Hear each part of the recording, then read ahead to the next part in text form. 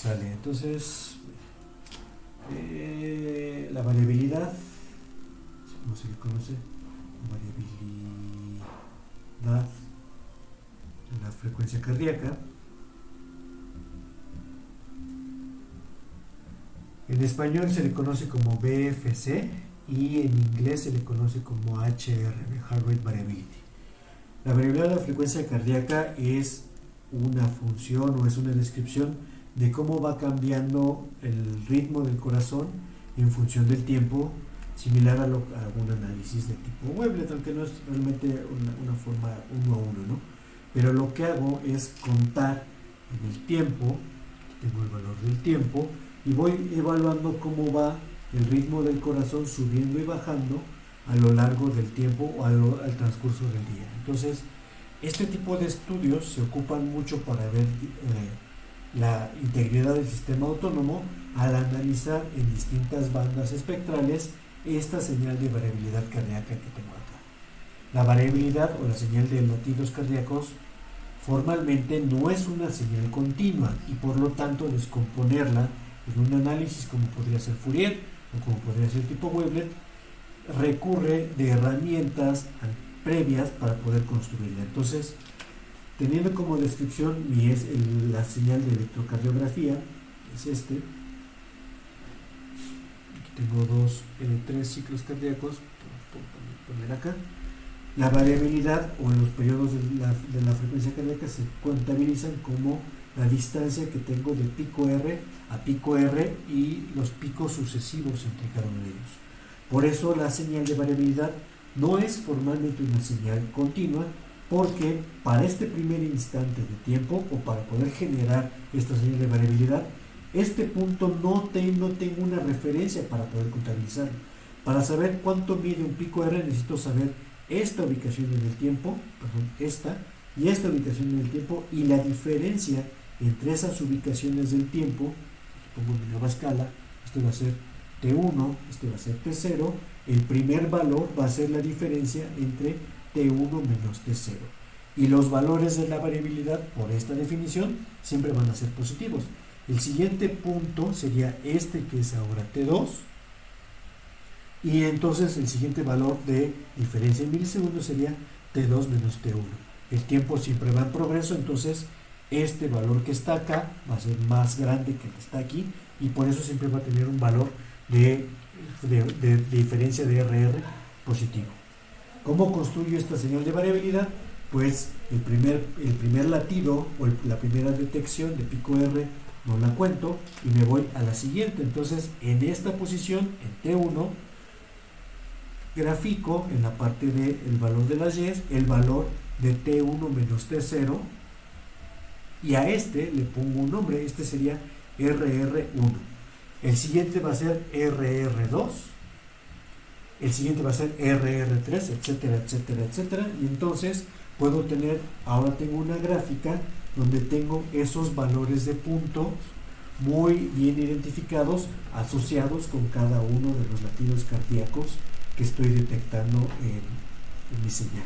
Entonces, la señal de variabilidad, la primera forma que puedo ver, que son las diferencias, que se llama el cardiotacograma, es una señal, tengo el tiempo, y las distancias o la ubicación justamente entre cada uno de estos T1, T2, Tn, no va a ser, a diferencia de lo que se ha visto siempre para estas señales, linealmente separada, con una diferencia de un delta T, sino cada uno de estos valores está a un distinto espaciamiento uno respecto al otro, y lo que tengo acá son esos valores de variabilidad que están ubicados ahí. Entonces, el cardiotacograma usualmente se suele graficar como un conjunto de líneas rectas que van haciendo esto para mostrar cómo va cambiando el ritmo cardíaco en función del tiempo. Entonces, en este caso, la diferencia entre T0, este sería T1,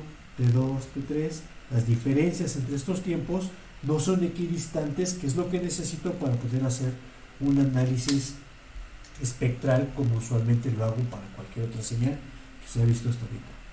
Entonces, como estas señales no están equidistantes, tengo que construir una señal que sí sea equidistante, pero que tome como muestras estos valores T1, T2, T3, etcétera, para construirla.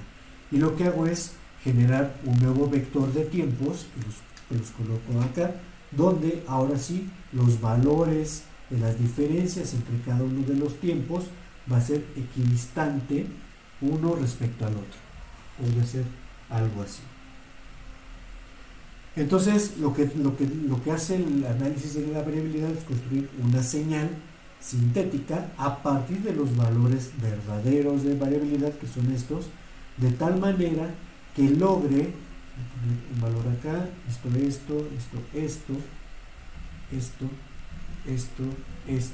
esto, lo que va a lograr un muestreo equidistante de los tiempos, y con ello puedo procesar la señal como si hubiera sido una señal muestreada de una señal continua. Entonces, lo que hago es interpolar, tomo estos valores que están acá como los valores verdaderos y construyo una señal que interpole los puntos, que va a tocar en esos instantes esos valores, y va construyendo una forma de señal que si evalúo otra vez esa señal en estos tiempos, va a tener esos mismos valores que están ahí. Pero esta es una señal sintética. Entonces, este punto,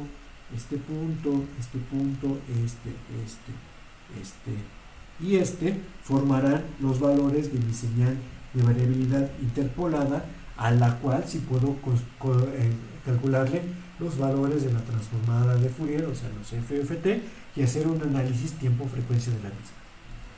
Este valor que está desde aquí hasta acá tiene que tener un cierto sentido fisiológico. No puede ser un valor muy pequeño, porque los valores de tiempo que tengo entre estos dos no son a escalas muy pequeñas, sino tienen valores como de un segundo. Entonces, lo que se recomienda casi siempre es interpolar, o que estos valores que estén acá tengan un espaciamiento de 0.1, dando como resultado una frecuencia de muestreo de igual a 10 Hz. Entonces, la resolución espectral que voy a tener para esta señal interpolada, que hay que tener cuidado, no es la señal de variabilidad como tal, sino una aproximación a esa señal de variabilidad, tiene esta resolución, y por lo tanto el espectro que yo calculo va a tener una resolución de hasta, dado que esto es 10 Hz, hasta 5 Hz, siguiendo el criterio de Nyquist que todos conocemos. Entonces, lo que se hace en la exploración del estudio de variabilidad de forma muy somera es evaluar cómo van cambiando los patrones, o cómo va cambiando la ritmicidad del corazón a lo largo de todo el día, para detectar aquellos momentos donde el corazón se acelera y que podrían desencadenar en un evento trágico, como una arritmia, o como un infarto, o como una disfunción que podría ser el corazón. Entonces, son tiempos muy largos, porque se hacen registros de días, o de por lo menos un día. Entonces, aquí tengo las 0 horas, aquí tengo las 24 horas, y la señal de variabilidad se va a ver algo así. Está acá.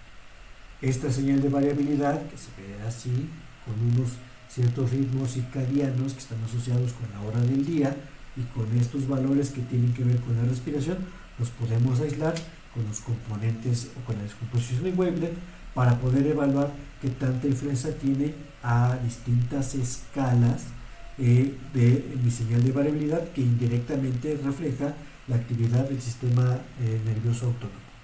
Entonces, esta señal de variabilidad la puedo analizar otra vez. Vamos a analizarla con el espectro de Fourier, y vamos a analizarla con una descomposición wavelet para poder estudiarla un poco más adelante.